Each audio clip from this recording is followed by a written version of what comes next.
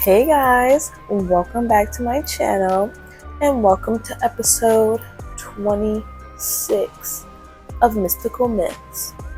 And this is a special edition of Mystical Myths, a special edition of our Mythtober series, because it is the final video in our Mythtober series. This is it. We've made it through the whole month, creating this illustrated picture book. Look at us. Look at how far we've come. First, it started off with just spark, an idea. Now, here we are. Like that. We've got 16 pages done already. And guess what? Today, we're not gonna finish on 18 pages. No. We're gonna finish on 20. So what does that mean? That means this video is going to be a double feature with 4 drawings. Who do I think I am? Drawing 4 pages in one video? Yeah. I think I'm an artist. So, how about I stop all this talking and show y'all something. Let's get into the art. Alright guys, here we are. We are nearing the finish line. 4 more pictures to go. I can't believe it's here. I can't believe it's over. This has been a journey. I've learned so many things, and I'm very grateful for everyone that has tuned into any video, or if you tuned into all videos, let me know in the comments. If you hear any crunching and munching, my usual disclaimer, that's Astro with his toy. He's a dog. So, here we have our fairy friend. Well, I guess I should tell you guys where we left off. So, in the last episode, we had our main character confide in our fairy friend and let her know that she has lost her crystal and she does not know what the heck to do anymore. She's looked high, she's looked low, she's looked all the way around, she doesn't know what to do. So now we have our fairy friend here, and I wanted to draw more of her, so I drew her whole body. I feel like fairies don't really wear shoes, so I made her shoeless, sockless, and she's wearing a cute little outfit. Now this outfit is 100% something that is in my closet. I just kind of thought about what I would wear if I was a fairy. A little crop top and a cute little skirt. Boom, my fairy fit. Let me know down below what your fairy fit would be. Oh, and jewelry, of course. And I've actually made this jewelry in real life. I can insert a picture here to show you guys. That's me wearing those jewels. It's made of cowrie shells, amazonite, and green aventurine, and like some bone colored beads as well. And I also want to talk about some things I've learned doing this challenge. So honestly, after doing this challenge, I could take the same exact story and like the same words that I used on all of the pages and draw completely different pictures, like completely different depictions of the scenes. Like, I feel like I could go back and either represent some scenes better or simpler or just in a different way. I feel like I've learned the importance of planning ahead of time before doing these things. So when I started this challenge, I decided to start it maybe like I want to say like a week, maybe 2 weeks before October started. So I had to get right on it. So that means that I did not elaborately plan this out. I had like a gist of the story starting off, and I probably wrote the first 3 or 4 pages, okay? And then as I was drawing and going along, I would write some more pages and then draw them and then write some more and then draw them. So I think what would have been better if I were to do this in the future, I would definitely spend more time writing the words and figuring out what I'm saying and how the story is going to start, go through the middle and end.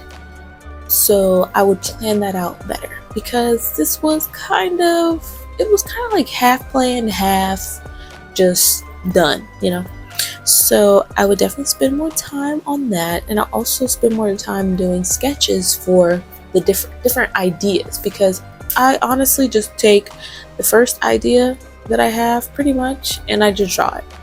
I don't really spend much time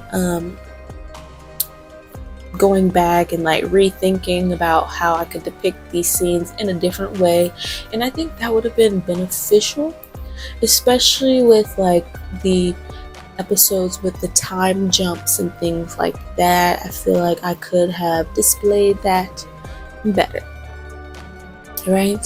Okay, now pausing on me talking about my experience over the month, and let me get back to story, because we're already on to the second picture. So if you saw just now, our character, her crystal was right there. Boom, bam. It's in her chest. Now, I didn't really know how to show that exactly, so what I did was I just got to put it on like her sweatshirt, like as like the design on her sweatshirt. And it is symbolizing that her crystal was within her all along. Symbolism.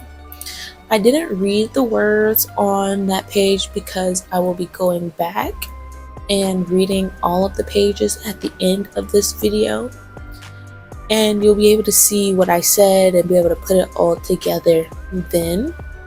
But here I am now working on the last set of pages, so I went ahead and just did my last page first because I kind of had a better idea of what I was going to do for that one, which was super simple.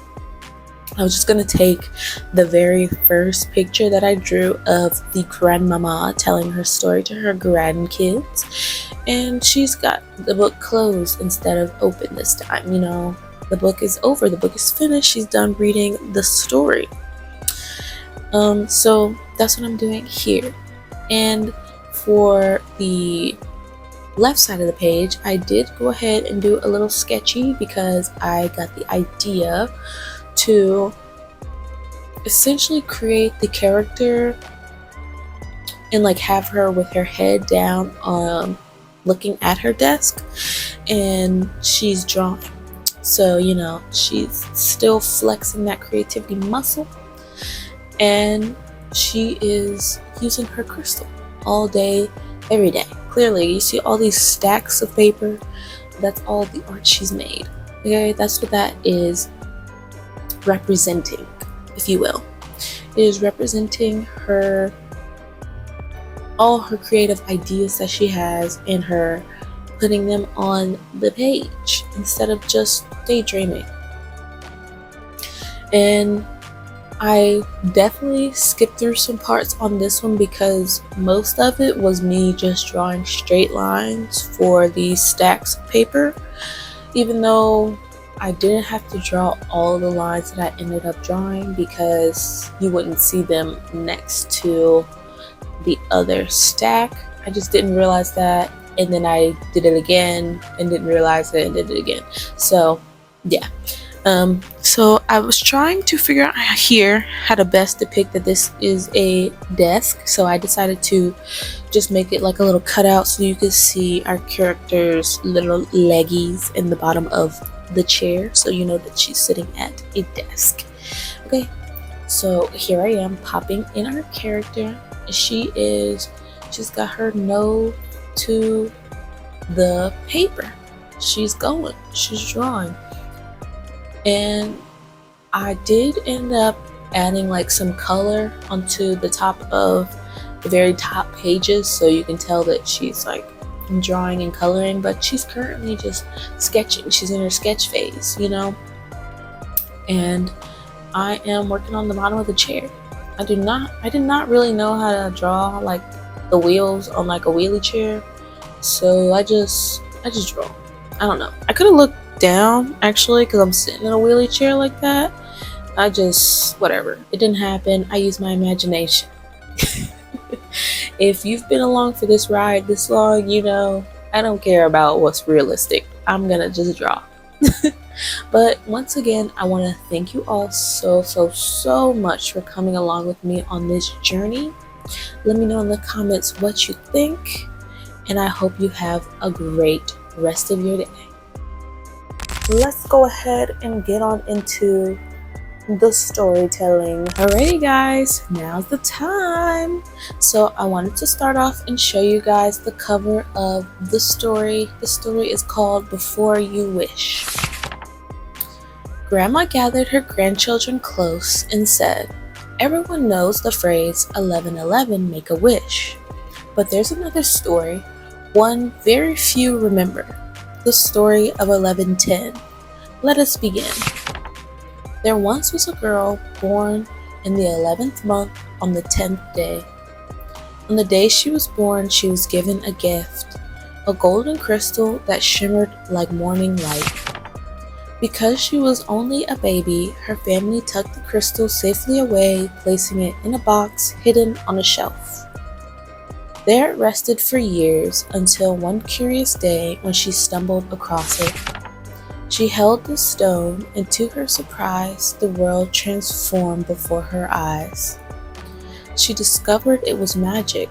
With it, she could travel anywhere her mind could imagine.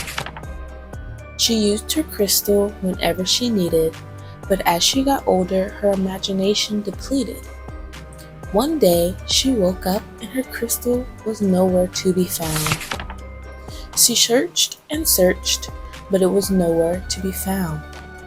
Without her gem, she felt confined. A cage began to wrap around her mind. One day, overwhelmed by sadness, she sat down and began to cry. And in that moment, soft and shy, a curious little fairy fluttered by. The fairy tilted her head. "Why are you crying? What has made you so upset?" The girl wiped her eyes. "I've lost my magic stone," she whispered, "and now I'm all alone." The fairy said, "Don't be upset, silly. Look at your chest." The girl looked down. Her heart was glowing. She cried out, my crystal, it's been here all along." And from then on, she dreamed freely all day long. Grandma closed the book and smiled. "You see," she whispered, 11:11 is when everyone wishes, but 11:10, that's the moment before, the moment when you remember the magic is already within you. Thank you guys so much for watching. Don't forget to like, comment, and subscribe. I'll see you guys in the next one. Bye!